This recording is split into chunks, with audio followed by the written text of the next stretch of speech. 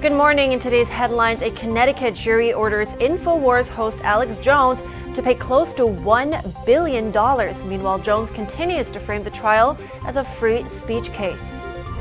The Justice Department has charged 11 pro-life activists for blocking access to an abortion clinic. Find out what supporters had to say in their defense at a press conference yesterday. Former Congresswoman Tulsi Gabbard has another surprise. It comes just a day after announcing she's leaving the Democratic Party.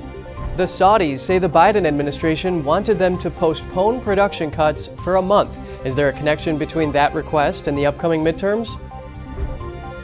With midterm elections fast approaching, the Biden administration has a new plan for record numbers of Venezuelans at the U.S.-Mexico border.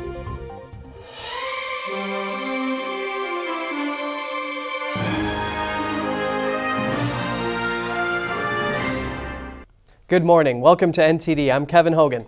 Good morning. I'm Evelyn Lee. It's Thursday today, October 13th. That's a tall order for Alex Jones to pay. You know, Evelyn, there are questions as to whether or not he can actually pay that much. I mean, an economist valued him at only about $170 to $230 million. Oh, really? Well, anyway, that's right. But hold on with that. We are going over to updates from the trial first. A jury ordered Alex Jones to pay almost $1 billion to families of victims of the 2012 Sandy Hook shooting incident. The podcast host now asks followers to flood InfoWars with donations. NTD's Daniel Monahan has more. The judgment was for falsely claiming the families were actors who faked the tragedy. The verdict is the second big judgment against the InfoWars host for claiming the massacre was staged. It came in a lawsuit filed by the relatives of 8 victims. An FBI agent who responded to the shooting was also a plaintiff.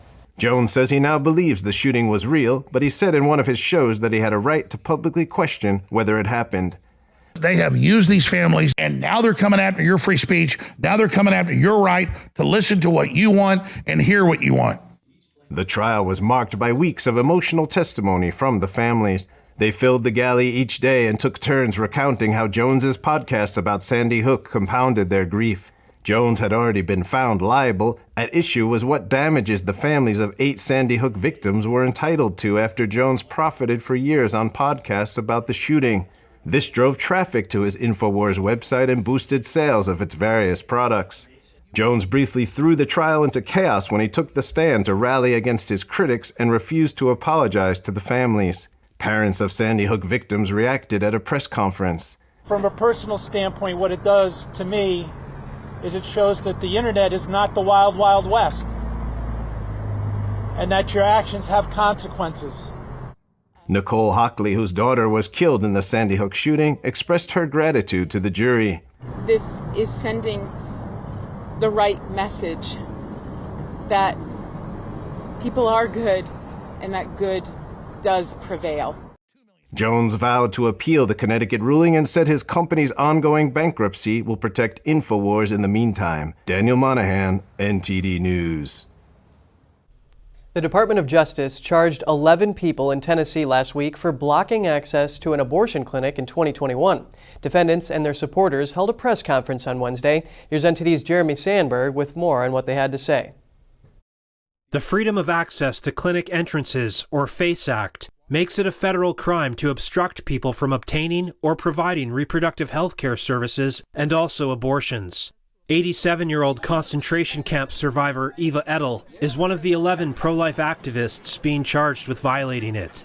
We honor those who during World War II tried to save victims of the Holocaust, yet punish those who tried to save preborn babies from abortion now. What has happened to us? What has happened to our nation?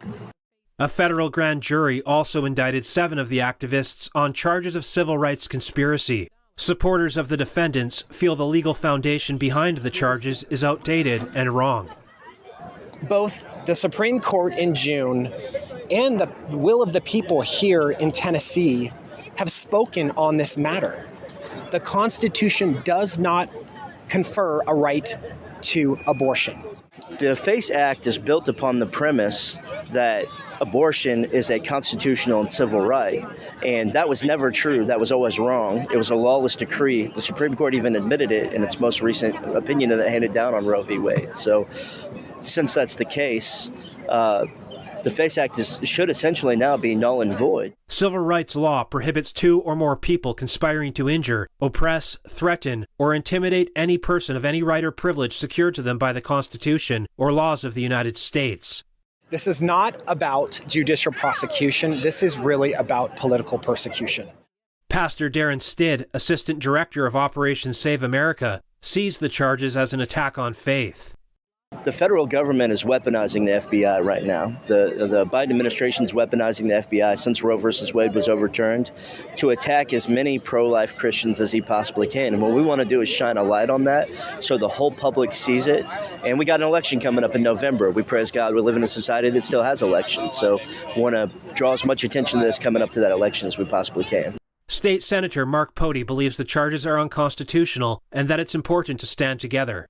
That even though it might not be affecting us or somebody we know personally, if we let it happen to our neighbor, sooner or later could happen to all of us. And we got to be very, very careful not to let our government turn into a tyrannical government where it can just do whatever it wants without following due process. If convicted, those charged with conspiracy face up to 11 years in prison and a fine of up to $250,000. Those charged with FACE Act violations face up to a year in prison and a fine of up to $10,000. Jeremy Sandberg, NTD News.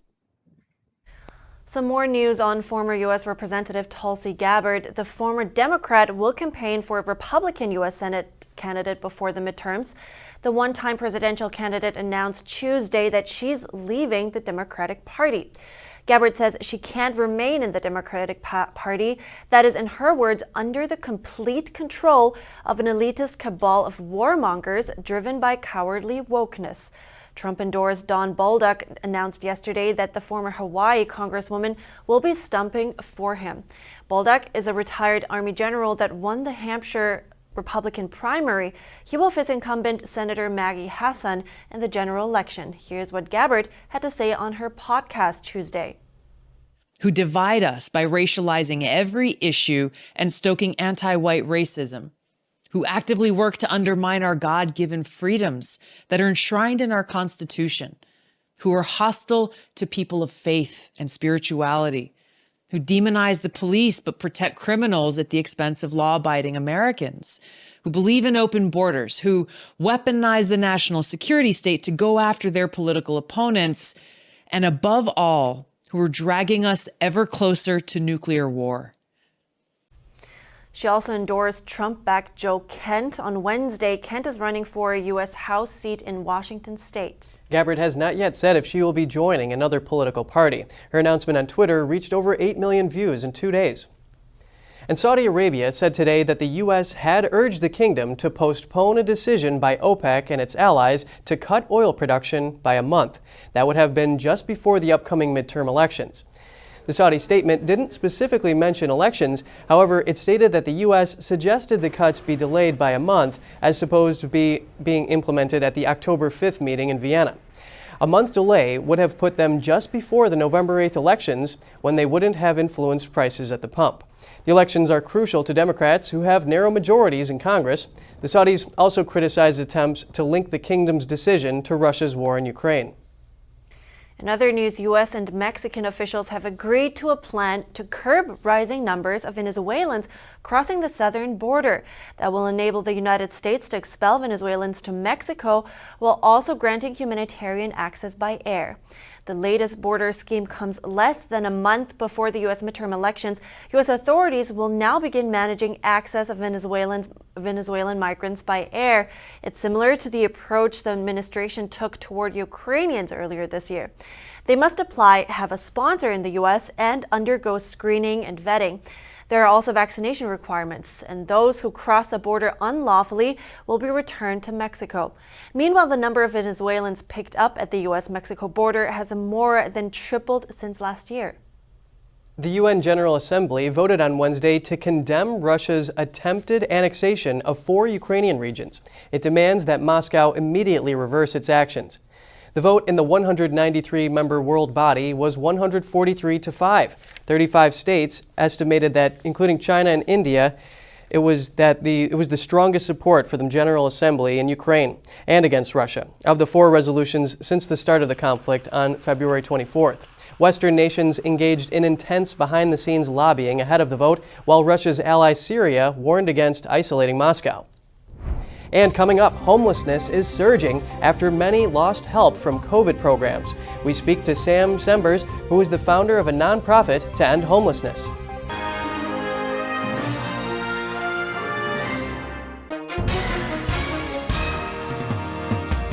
If you've been injured in an accident that's not your fault and you don't have an attorney, listen up. We have legal professionals standing by to tell you what your case is potentially worth. Hello, I'm Gina, along with spokesperson Rob. Rob, tell the folks at home who should be calling right now. Well, just like you said, Gina, anyone who's been injured in an accident that was not your fault, you don't have an attorney, give us a call right now, and we're going to let you know what your case is potentially worth. Thanks, Rob. So what kind of calls have we been seeing today? Well, Gina, we're getting calls from all types of accidents today. Work accidents, slip and falls, truck accidents, and most commonly, car accidents. So if you were injured in an accident that was not your fault, you don't have an attorney, take that first step, pick up that phone and give us a call. We're going to answer your questions and we'll let you know how much money you can get for your accident. Thanks, Rob. All right, folks at home, you heard it. Go ahead, don't hesitate, take that first step and call now.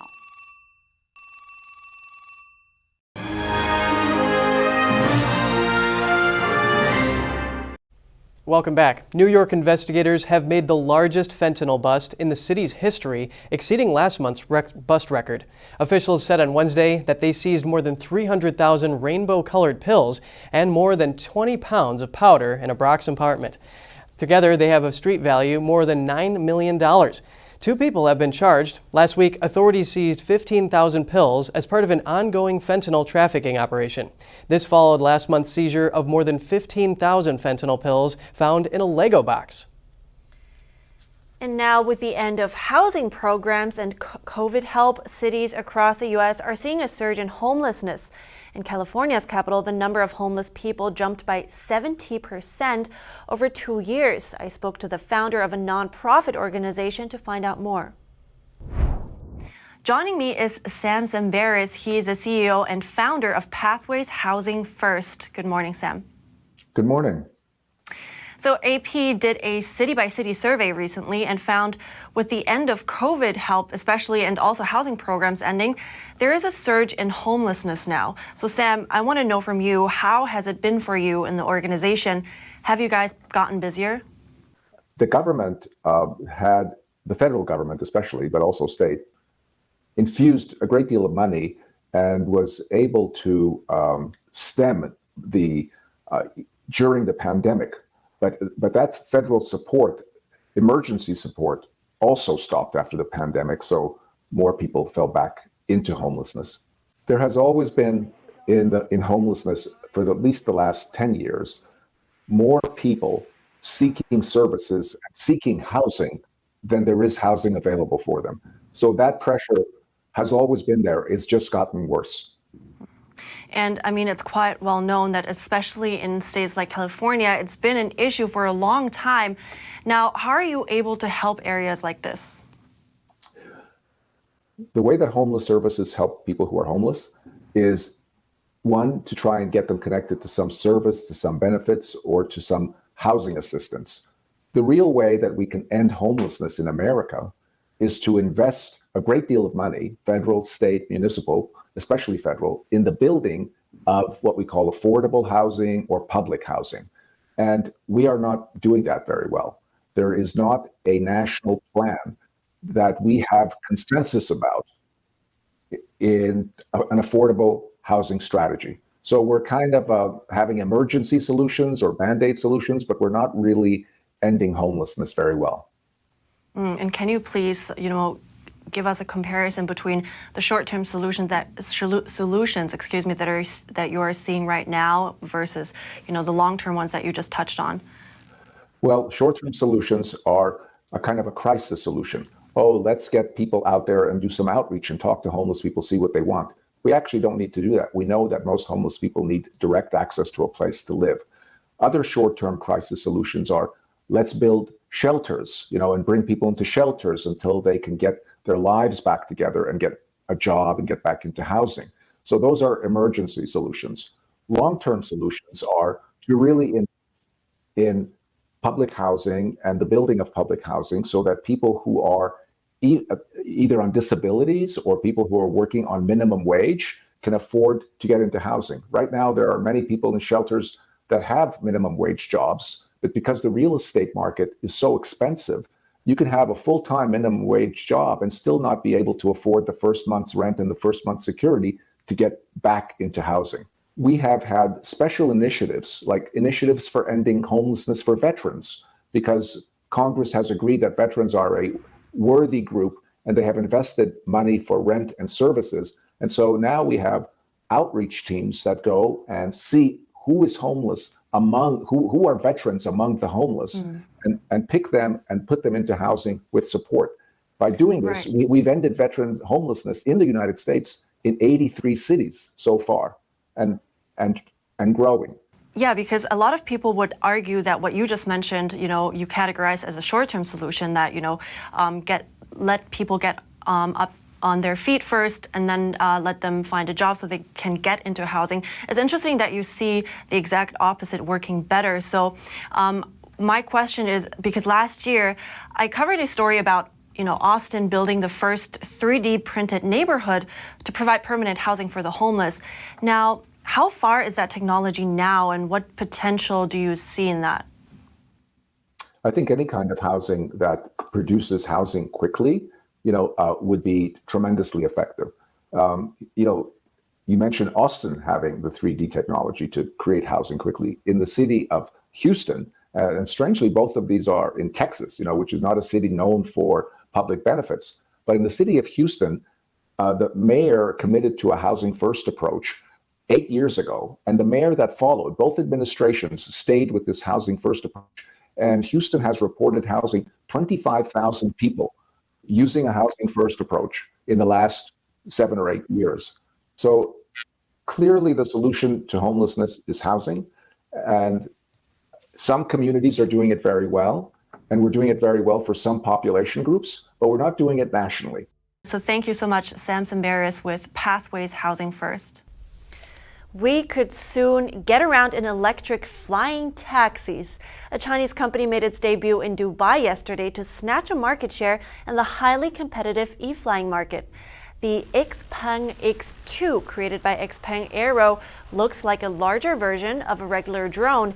Developed by a Guangzhou-based company, it's one of dozens of flying car projects around the world. The demonstration took place with an empty cockpit, but the company says it carried out a manned flight test in July 2021. The sleekly designed vehicle can carry 2 passengers and is powered by a set of 8 propellers. It has a top speed of 80 miles per hour. Xpeng said the vehicle will arrive sometime in 2024. And coming up, a 6-year-old boy never spoke a word until a 4-legged companion came into his life. We have their amazing story after the break.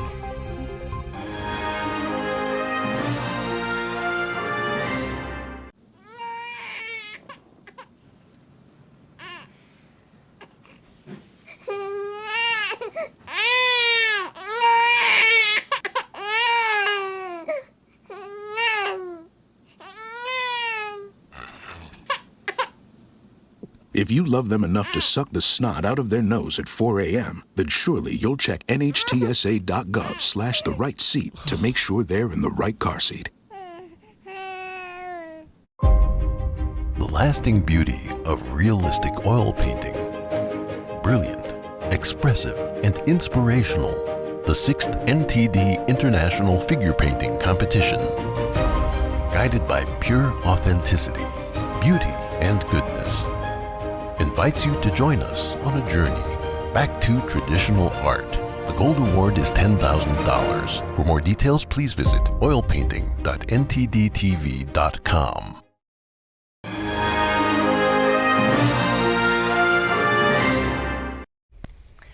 Welcome back. We have an amazing story for you now. An autistic boy's world was brought to life when he met his life companion, Fern the dog. Here's the story of their incredible bond. It's very exciting today because... This is Leon. He often goes by his much-loved nickname, Man Cub. His parents, Haley and Karsten Kirby Bollner, said he suffered from a special condition since birth called Chiari malformation, a condition in which brain tissue extends into the spinal canal, giving him chronic headaches. When he suffers from a Chiari headache, he becomes very upset and angry and will self-harm, such as headbutting and hitting his head. Surgery helped him find some relief, but he still suffered from feelings of isolation. He didn't want any interaction. He didn't show emotion. He would much rather sit in the corner rocking. It was almost like he was in his own little world. The 6-year-old never spoke a word until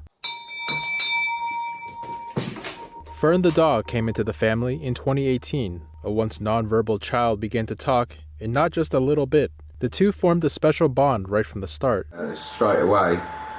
You knew the connection was there straight away, wasn't it? The connection was there, yeah, and he had something that he could relate to, and he seemed interested, which we'd never come across before with him.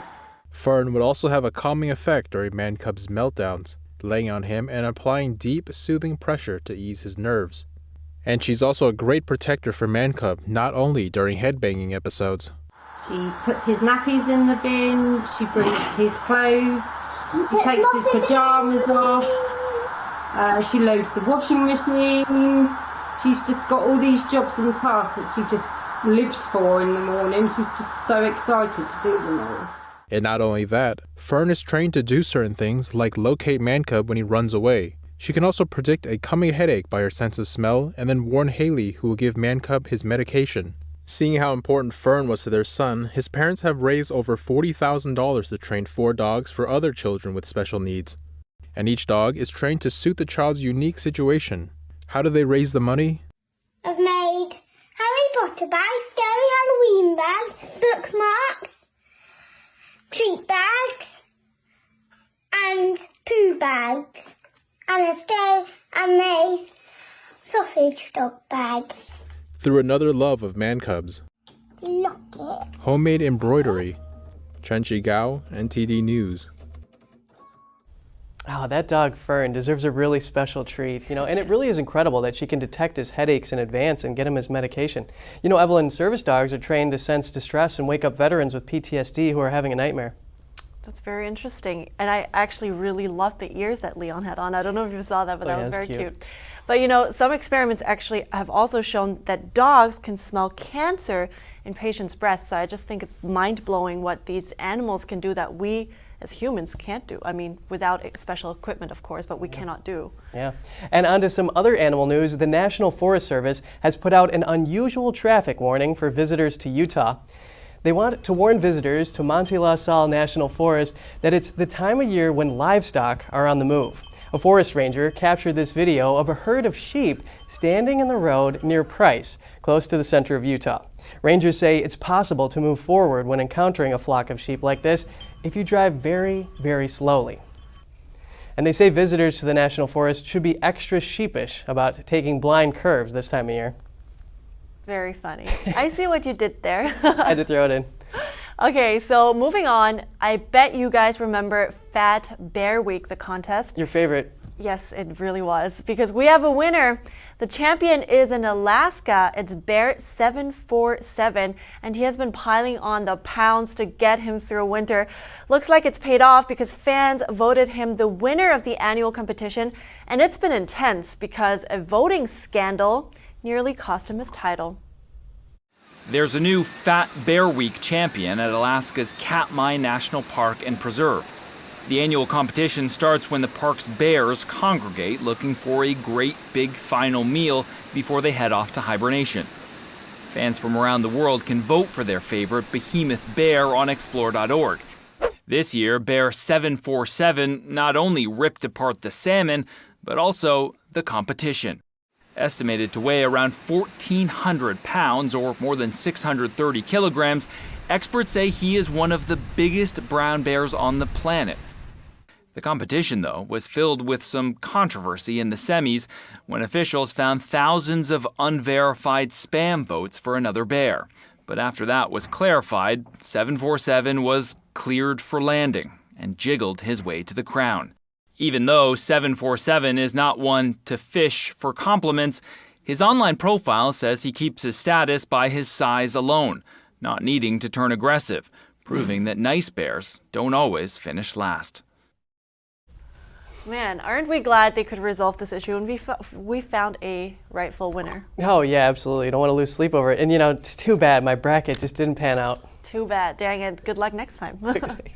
Well, that's all for today's program. We'd love to hear from you. Before you go, you can share your thoughts and your story at goodmorning@ntd.com. So shoot us an email if you'd like. Thanks for watching. Have a great day. I'm Evelyn Lee. And I'm Kevin Hogan.